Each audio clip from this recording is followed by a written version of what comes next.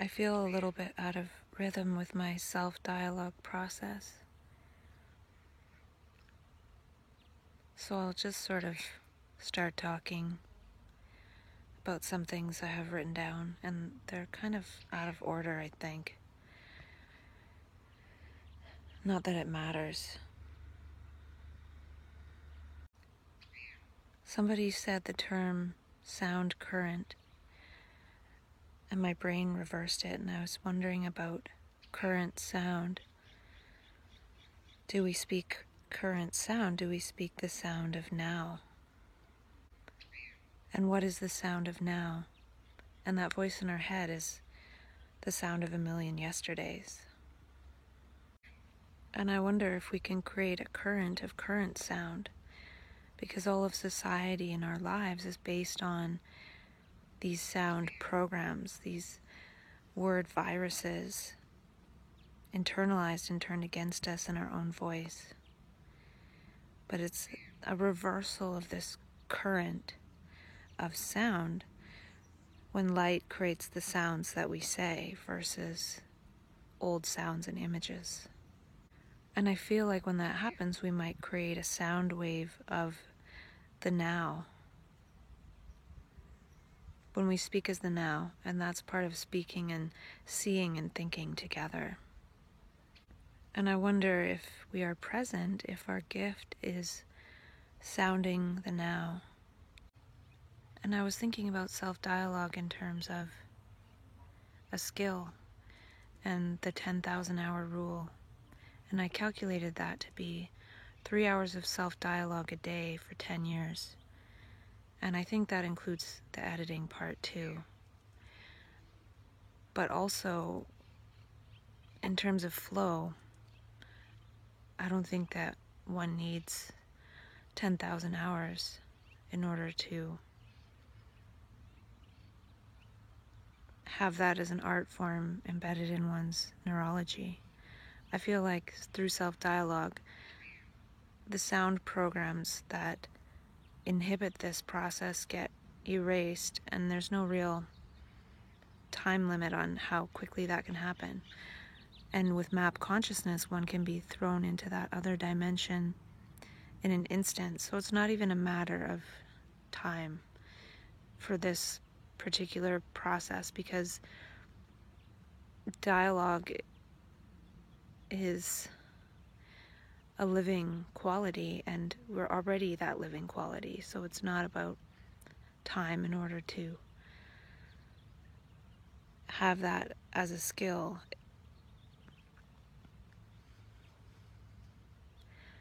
And the unlearning doesn't take time, it's available now. But I think the part that seems to take time is encountering other minds that see and communicate in this way.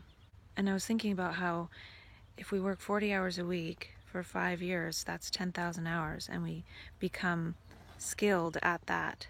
We become experts at being a slave to whatever that job is. And a lot of times it's not fulfilling. So through the work that we're doing now, the structure we have now, it's actually making us masters of being slaves. And that only takes 5 years to get our 10,000 hours and be indoctrinated into that.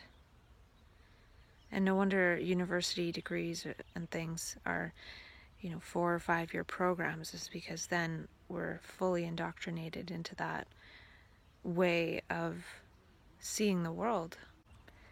And now that I'm in conversation with one of my friends to have some sort of dialogue, I'm wondering if in a way we're brain soulmates. And we'll see. And I feel like the brain is hungry and starving for this, for dialogue, for this form of communication, of seeing and thinking together, not just sharing opinions and battling. That's all based on conflict, whereas what is true communication that is creative? And I really feel it's a language of light and perception, and how our brain's perception translates the light of seeing into sound and gesture, sound and action. Why do we speak the language of me? When we speak about the me, it's like speaking about a phantom illusion.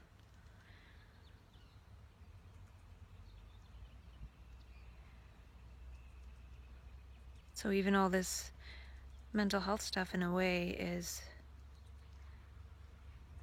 trying to make that illusion more real, but in the ways that that illusion is allowed to be real. And that illusion is all the programs that we enact and react to. And part of this new language that we start to encounter when we go into map consciousness, it's actually releasing all those programs, all those images and sounds. And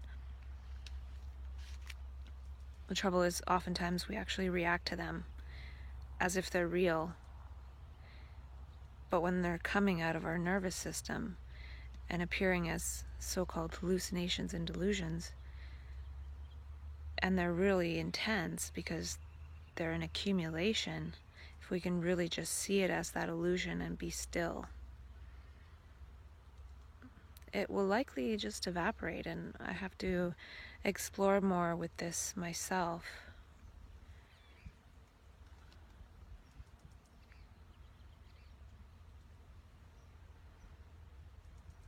And I feel like that stuff needs to be released to be more in touch with reality. And I wonder if we can speak as the light, meaning information, without superimposing our past images and interpretations on it, and being with the actual.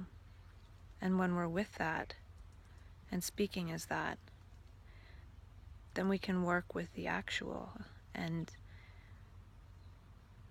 create something that's not just an abstraction.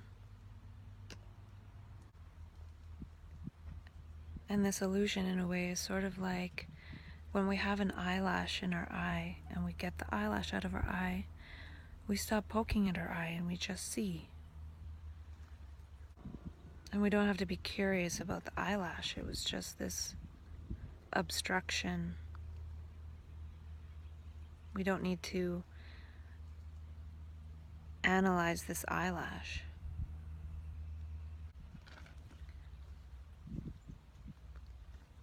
If perception is action, is not freedom that of perception?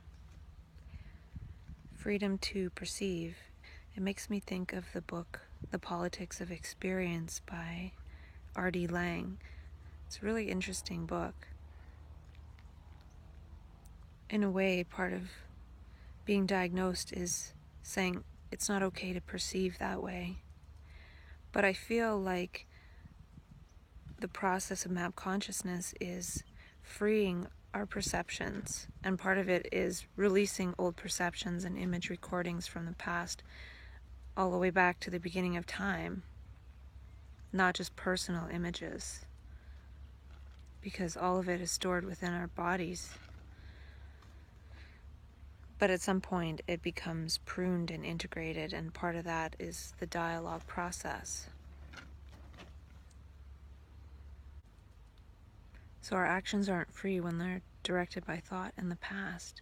And when that thought image sound complex is released, we're free to see and act in the moment. I once heard Krishnamurti say in a talk that meditation is a perfume, a beauty that pervades all my activities. And in a way, I feel like when we go into map consciousness, we get in touch with that. We just feel this beauty that is pervading our activities and whatever we're doing.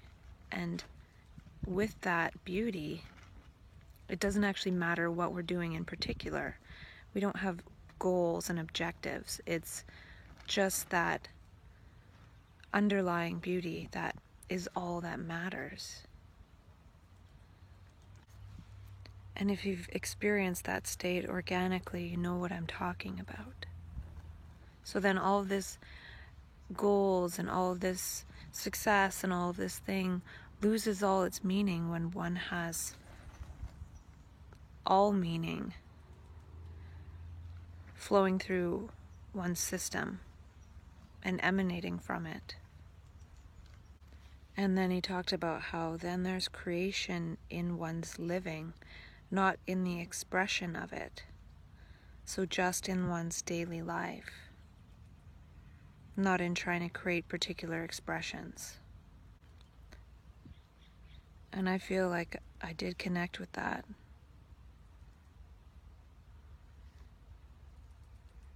And that doesn't even matter if I connected with it or not. And part of what I shared about people selling the flow state is that I feel like I take medications to not connect with that flow state.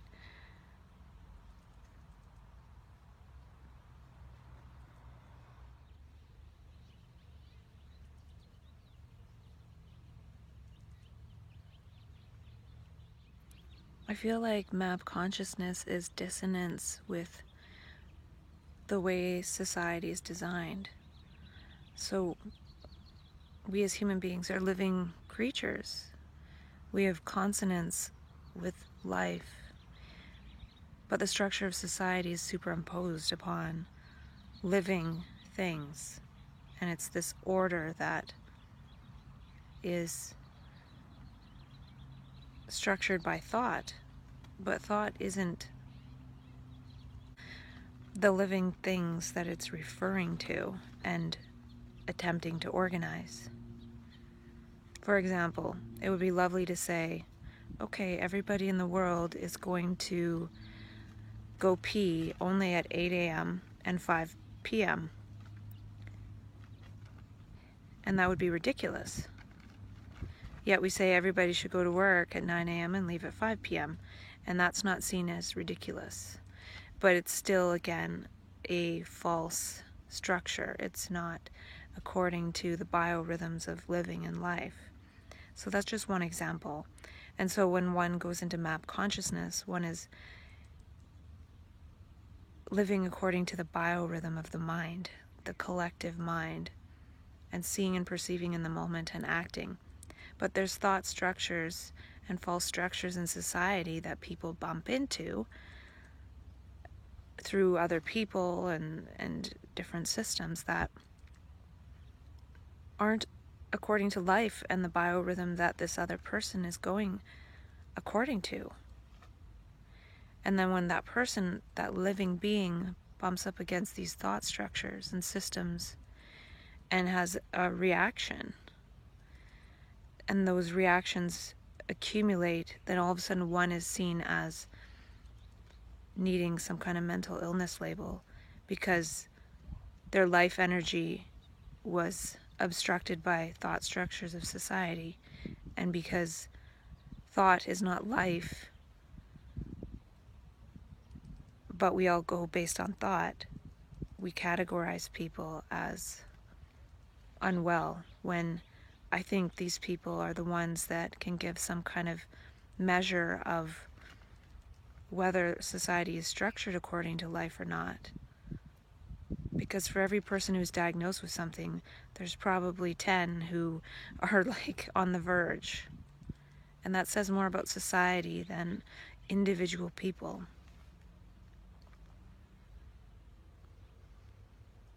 And the fact that individual people are having very similar quote-unquote symptoms is more of a symptom of the established framework and how it is designed to create that kind of so-called symptomology in living beings, because they don't fit into the structures of thought and society. It's just, and those aren't even real, they're just imposed. I feel like we could play the 100th manic syndrome game. There's the 100th monkey syndrome. I feel like if 100 manics got this, those perceptions and actions could change the world because they're of a different quality. The living quality of the brain when one is in map consciousness is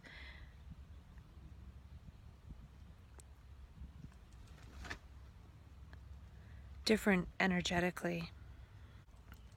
And I never talk about really desiring going back to that other state of consciousness because it's of little consequence if I'm there by myself. And in that way, I feel like other brains are required to see this and think together. And it's not about thinking in a certain way. It's about thinking in so many ways, because part of what happens in the process of map consciousness is that our brains are open to a different way of thinking and seeing. Not thinking according to what we've been told and programmed and knowledge, but thinking according to perceiving the entire mind, the whole world, the complexity of it.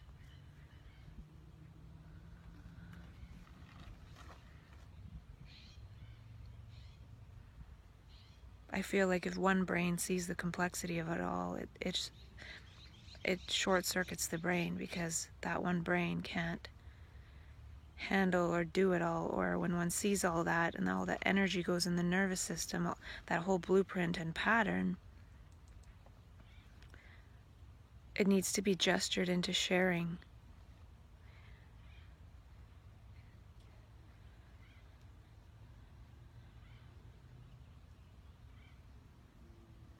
So part of this thing is, if a lot of people have been given this blueprint and vision, but then their vision is changed into, you have this personal problem called a mental illness, then the vision isn't shared and considered. To me, it's possible that it's what Albert Einstein was referring to when he said, today's problems won't be solved by the same level of thinking that created them. It's a different level of thinking and seeing. And I actually feel like it requires people to collaborate and cooperate and be creative together, because one person can't physically unfold all that the blueprint portrays. It would be like asking one person to build the tallest tower in the world. Like, it'd be impossible. Maybe that's how the pyramids got built. Everyone could see it and think it and feel it and do it together.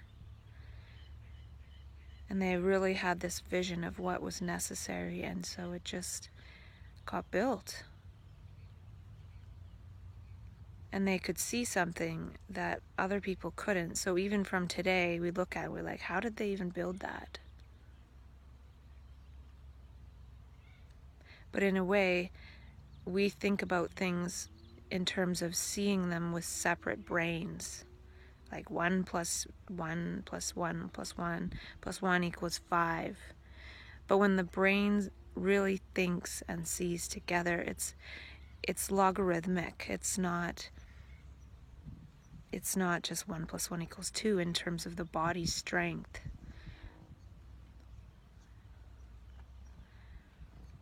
But we've never done that, so we don't understand that. We don't see how that works or see how that's possible, because we don't see in terms of possibilities. But if one brain that sees and thinks in terms of possibilities and vision works with another that sees that way too, it's almost like two quantum computers working together. It's not just two linear sound structures of thoughts from the past that are irrelevant working together and recombining old bits.